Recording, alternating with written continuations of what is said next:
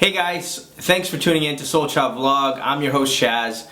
Today we want to talk about a thought process, an idea that that comes, for myself. I've been thinking about it quite a bit, and why do we believe in what we believe?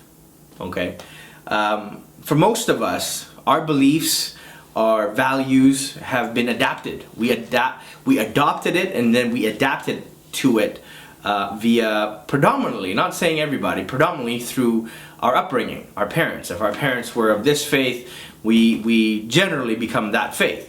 If our parents were this spiritual, or we usually adopt the same sort of way. Not saying that everybody sort of maintains it, but initially, parents go to church, you go to church. Parents go to the mosque, you go to the mosque. Parents go to the temple, you go to the temple.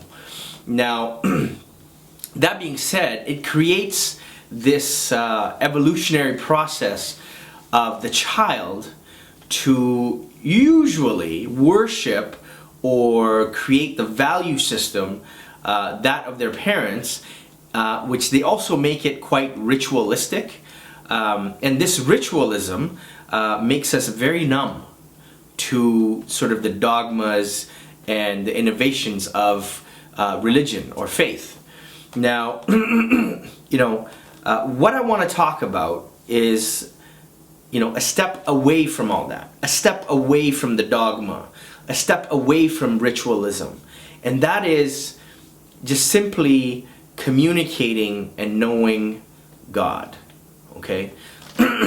Aside from faith, aside from, I know how I'm supposed to practice, and I'm sure those of us that have a faith and a practice know how you practice, right? But I want to take a step away just for a second to talk about, the difference between knowing of God and knowing God. The reason because I think it just, when you look at it this way, the consciousness becomes sort of, it just explodes. I always tell some of the people that I talk to, if you were to know somebody in your life, somebody in like a worldly figure who is well known, relatively powerful, if you will, in terms of their position, like a president or prime minister or a CEO of a company or the head of a spiritual organization, whatever it may be, somebody of power, okay, somebody of position. If we were to know, for most of us, we generally know who the president of the United States is, okay? We know of the president because we see them on TV, the newspapers, the magazines, we know of such and such person, the richest man in the world. We know of this person because they're talked about, right? But we don't know these people. Now, it's a big difference between knowing of these people and knowing them.